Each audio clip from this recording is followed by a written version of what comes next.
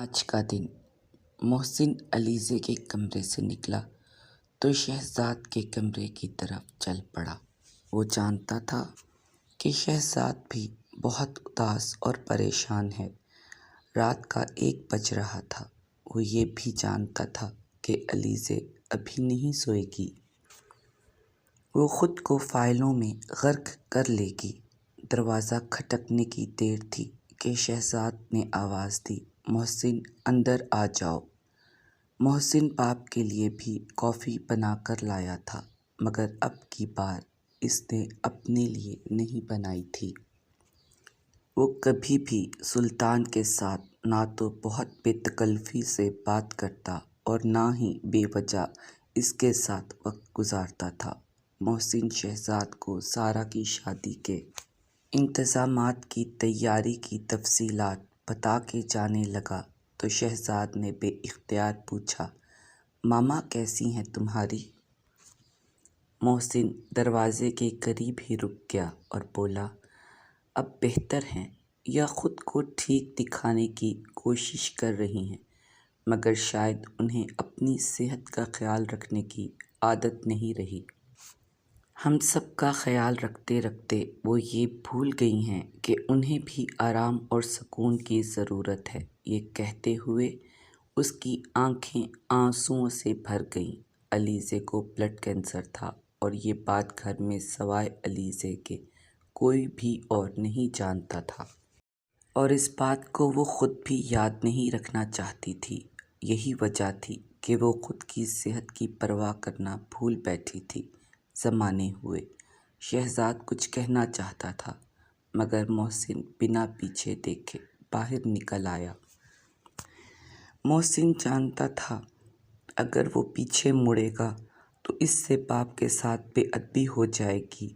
वो अलीज़े के साथ हुई ज़्यादती पर जब भी सोचता तो इसका दिल चाहता कि वो सुल्तान को सज़ा दे, मगर वो अलीज़े का बेटा था। मोहसिन डोगर और अलीज़े अपने बच्चों को ये सिखा चुकी थी कि बाप के साथ बदतमीज़ी की खुदा के यहाँ किसी भी कीमत पर माफ़ी नहीं, चाहे बाप कितना बड़ा मुजरिम ही क्यों ना हो। सुबह अलीज़े को जल्दी कोर्ट पहुंचना था। उसे बहुत ही ख़ास केस का फ़ाइनल फ़ैसला सुनाना था। पिछले कई दिन से और कई रातों से अलीज़े इस केस पर काम कर रही थी। अलीज़े बड़े बड़े और असर रसूख वाले लोगों के केस पर भी मुखालिफ फ़ैसला सुनाने से नहीं डरती थी, जिनसे सारे वकला और जज डर कर पैसे खा लेते थे। तब भी अलीज़े इन खौफनाक अमीरज़ादों से डरने की बजाय सिर्फ़ अपने रब से डरती और हमेशा कोशिश करती हक़ और सच का साथ दे।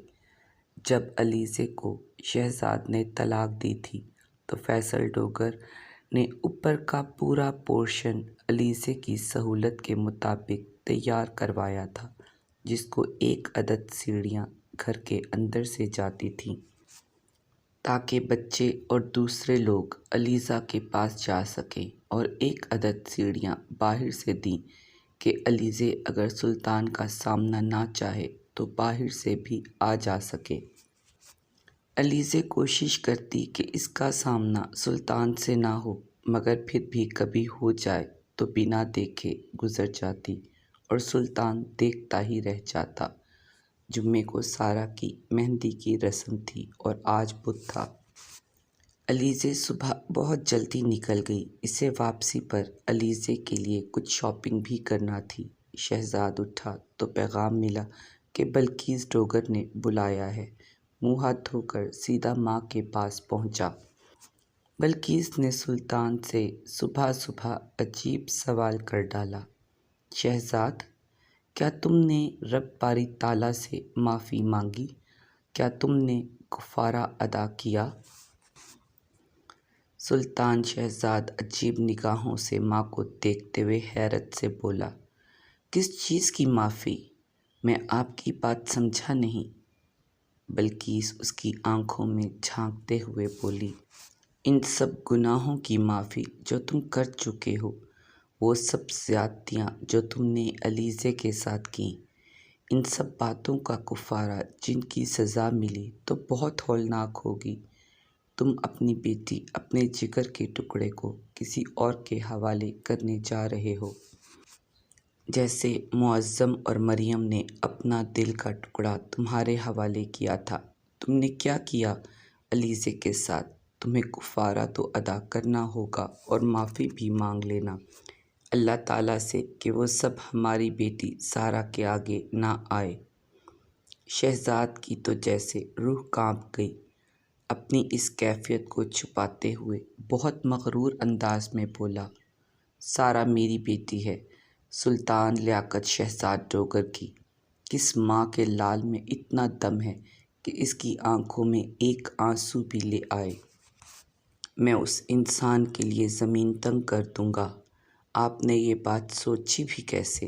بلقیس اسے بہت غور سے دیکھتے ہوئے کچھ سوچ رہی تھی کہ انا اور غرور انسان کی نسلوں کو تباہ کر دیتی ہے۔ کاش یہ بات اب تک سلطان سمجھ چکا ہوتا۔ بلقیس خاموشی سے سنتی رہی اور سلطان جانے کیا کیا کہتا رہا۔ جب وہ خاموش ہوا تو بلقیس نے نہایت تحمل سے کہا، تمہیں یاد ہے 25 سال پہلے ایک لڑکی دلہن بن کر آئی تھی اس گھر میں؟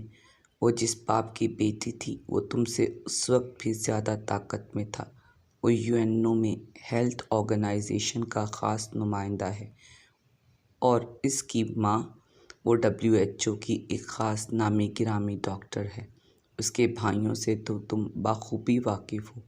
اس کا ایک بھائی اس وقت گورنمنٹ میں ہیلتھ ڈپارٹمنٹ کا انچارج ہے اور دوسرا بھائی پاکستان کا نامی گرامی دل کا ڈاکٹر ہے اور وہ پوری دنیا میں والنٹیئر کام کرتا ہے۔ اور اس کے ماموں، بتاؤں اور تفصیل کہ کافی ہے؟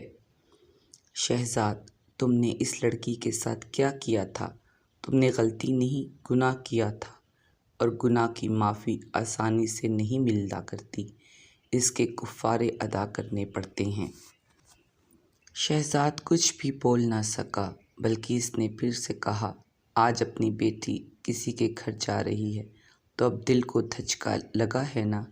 اللہ سے رو رو کر معافی مانگو اور توبہ کرو کہ شاید وہ معاف کر دے اور گناہوں کی سزا تمہاری بیٹی کو نہ دے، ورنہ اس کا درد بھی تم سے کہیں زیادہ علیزے کو ہوگا، اور میں نہیں چاہتی اب کی بار کچھ ہو کہ علیزے کو دوبارہ سے دکھ ملے۔ بہت دکھ اٹھا چکی وہ پہلے ہی۔ سلطان ماں کی بات سن کر بہت پریشان ہو گیا اور بنا کچھ کہے بلقیس کے کمرے سے باہر آ گیا۔ اپنے کمرے تک کا سفر کئی 100 سال پر جیسے محیط ہو گیا۔ کمرے میں آ کر صوفے پر آنکھیں بند کر کے نیم دراز ہو گیا۔